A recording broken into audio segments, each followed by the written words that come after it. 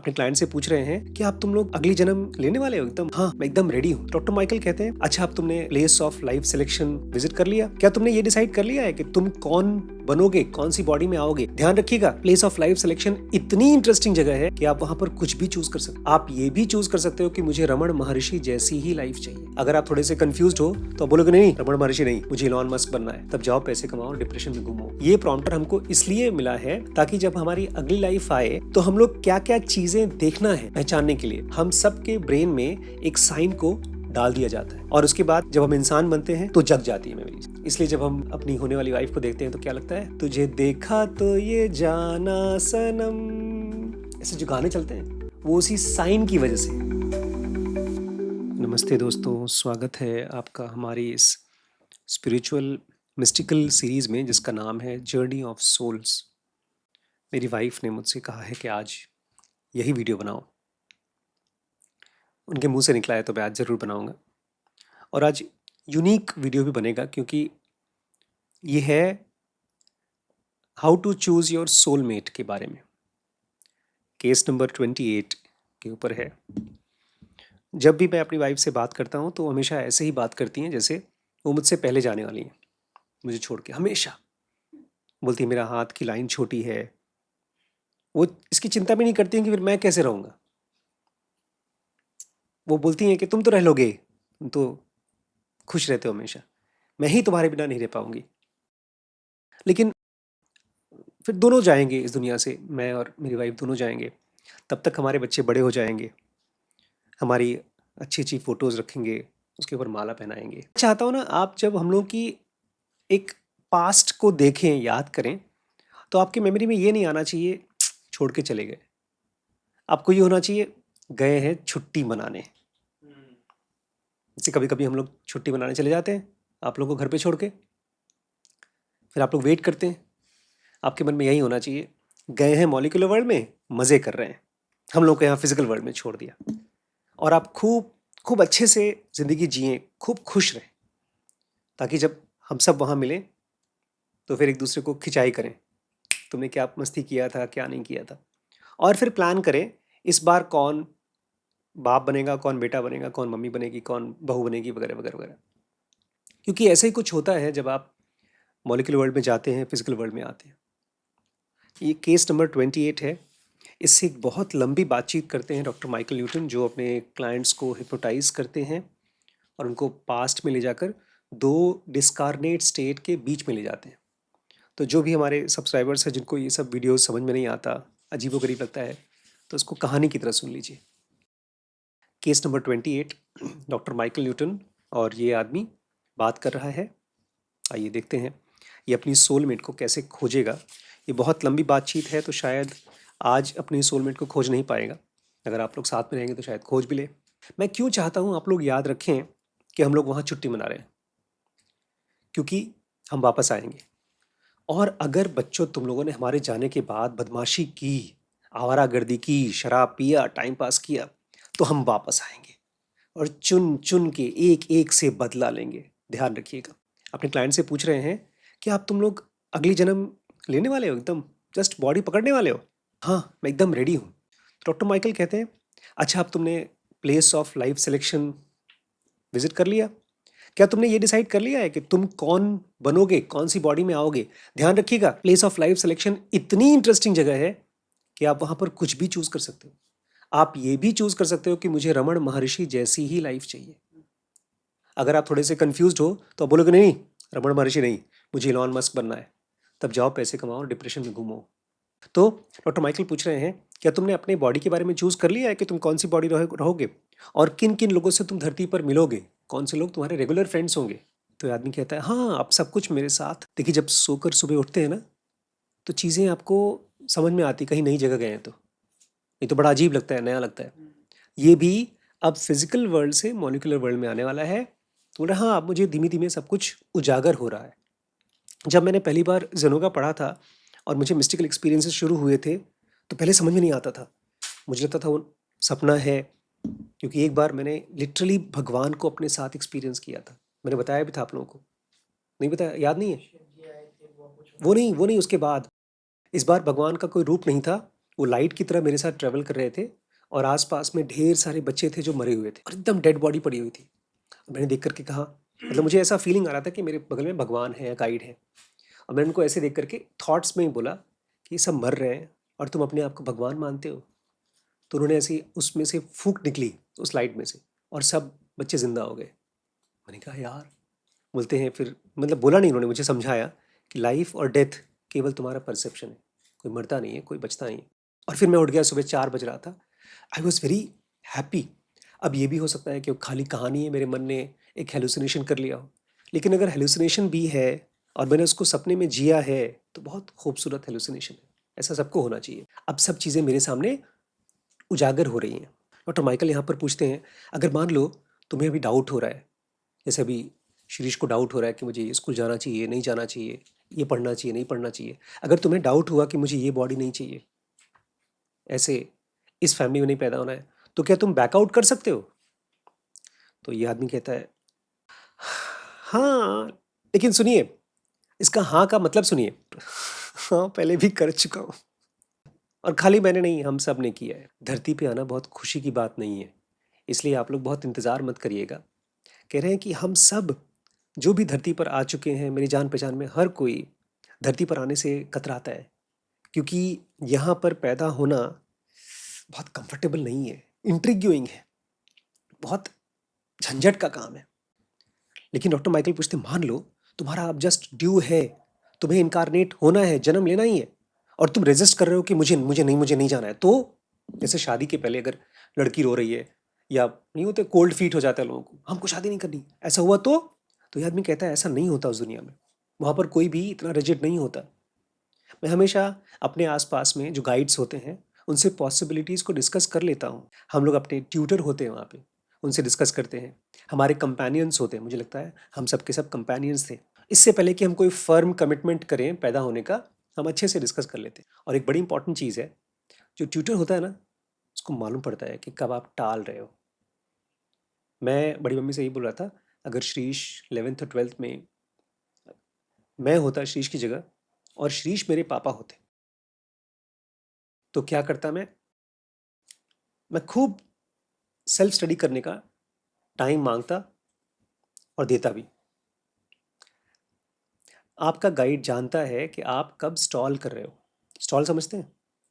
टाल रहे हो। आप भी जानते हैं।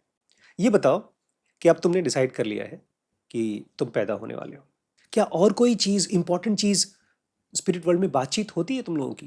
तुमने पक्का कर लिया कि अब मुझे पैदा होना ही होना है। और कोई इंपॉर्टेंट बातचीत तुम्हारे आसपास के लोगों से होती है क्या? बहुत इंपॉर्टेंट चीज़ होती है। आपको याद है ना, हम लोग किस चीज़ के बारे में पढ़ रहे हैं? सोलमेट कैसे चूज करते हैं। I must go to the recognition class. अभी यहाँ काम कंप्लीट नहीं हुआ है, हमको जाना होगा रिकॉग्निशन क्लास में, एक ऐसी जगह जहाँ पर हम पहचानना सीखते हैं। तो माइकल बोलते हैं, ये कैसी जगह है तुम्हारे लिए? बोलते हैं यहाँ पर हमारे कंपेनियंस के साथ बैठ करके ऑब्जर्वेशन मीटिंग करते हैं, ताकि बाद में धरती पर जब एक दूसरे से मिले तो पहचान सकें। डॉक्टर माइकल इनको हिप्नोटाइज करके बातचीत कर रहे हैं। बोलते सुनो, जब मैं स्नैप करूँगा तो तुम क्लास के अंदर चले जाना और मुझे बताना वहाँ क्या हो रहा है, ठीक है? रेडी हो? तो डॉक्टर माइकल बोलते हैं, अब मुझे बताओ, तुम उस कमरे में घुस गए हो, क्या कर रहे हो? तो यहाँ पर सेंटर में एक स्पीकर है और मैं उसके आसपास में फ्लोट कर रहा हूँ, तैर रहा हूँ।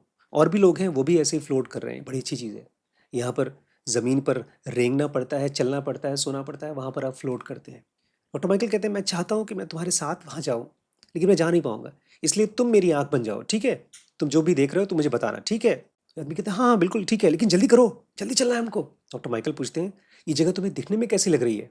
ये एक बड़ा सा सर्कुलर ऑडिटोरियम है और उसमें ऊपर एक ऊंचा सा डायस है जिसके ऊपर स्पीकर खड़ा है और उसी को हम सबको सुनना है। तो ये पूछते डॉक्टर माइकल, अरे तुम यहाँ ऑडिटोरियम में हो ना, तो तुम अभी तक तैर रहे थे, अब जाके बैठोगे कहीं ना? तो आदमी कहता है, हम्म, बैठने की क्या जरूरत है, तैरते रहे, यहाँ तो सब तैरते ही हैं हवा में। डॉक्टर माइकल बोलते हैं, हाँ नहीं नहीं ठीक ठीक ठीक, मुझे लग रहा था कि शायद बैठना हो उनको, क्योंकि हिप्नोटिज्म में ना आपको ऐसी कोई बात नहीं बोलनी है जो उसको अजीब लगे। यहाँ पर डॉक्टर माइकल उसको समझा रहे हैं कि मैं तुम्हारे साथ हूँ। हाँ ठीक है ठीक है। चलो, मैं तो सोच रहा था, अच्छा तुम्हारे साथ कितने सोल्स हैं आसपास में? बोलते हैं, मेरे पास 10-15 लोग हैं।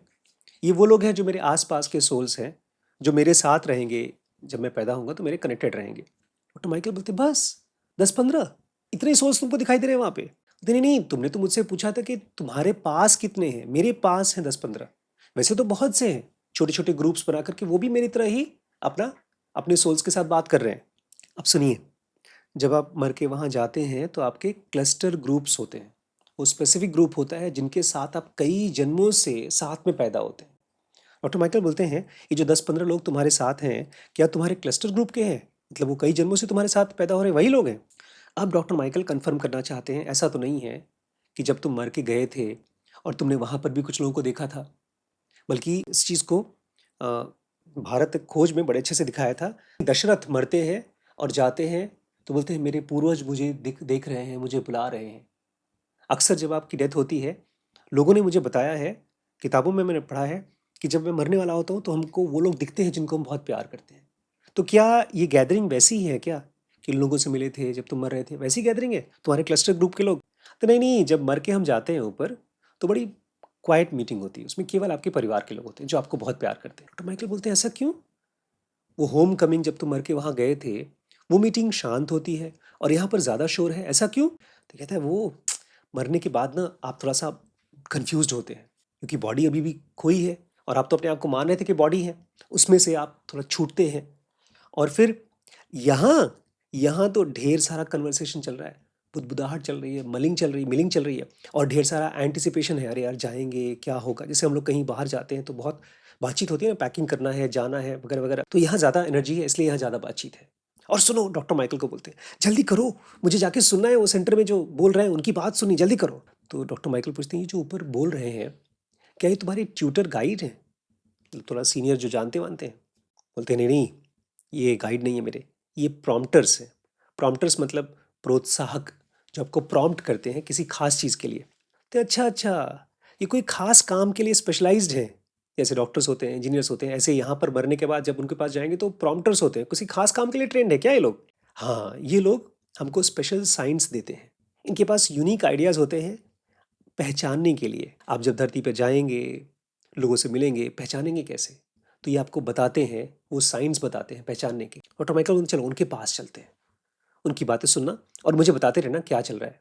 बोलते हैं, वो जो प्रॉम्प्टर है बीच में है, वो थोड़ा आगे पीछे ऐसे फ्लोट कर रहा है और हम सब की तरफ उंगली कर रहा है, सुनो, ध्यान देना, बहुत ध्यान से मेरी बात सुनना, नहीं तो मिस कर जाओगे। और ये आदमी कहता है, मुझे मुझे ध्यान से सुनना है अभी, रुक जाओ रुक जाओ, मुझे डिस्टर्ब मत करो। वो ध्यान देने के लिए कह रहे हैं। फिर डॉक्टर माइकल अपनी आवाज़ को धीरे करते हैं। अब वहाँ पर इस आदमी को लग रहा है डॉक्टर माइकल मेरे साथ में ही है और ज़्यादा बक बक कर रहे हैं तो मैं उसका आदमी अपने प्रॉम्प्टर की बात नहीं सुन पाऊंगा। डॉक्टर माइकल बोलते, ठीक है ठीक है ठीक है, मैं धीमे धीमे बोलूंगा, लेकिन मुझे बताओ क्या चल रहा है, ये साइंस मतलब क्या, सिग्नल साइंस ये क्या है?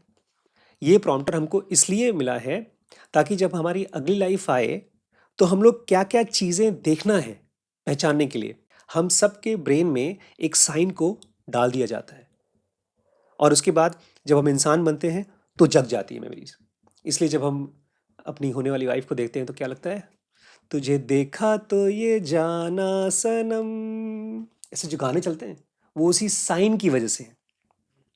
प्यार तो दीवाना होता ही है। अच्छा, फिर डॉक्टर माइकल बोलते हैं, किस तरह के साइंस हैं?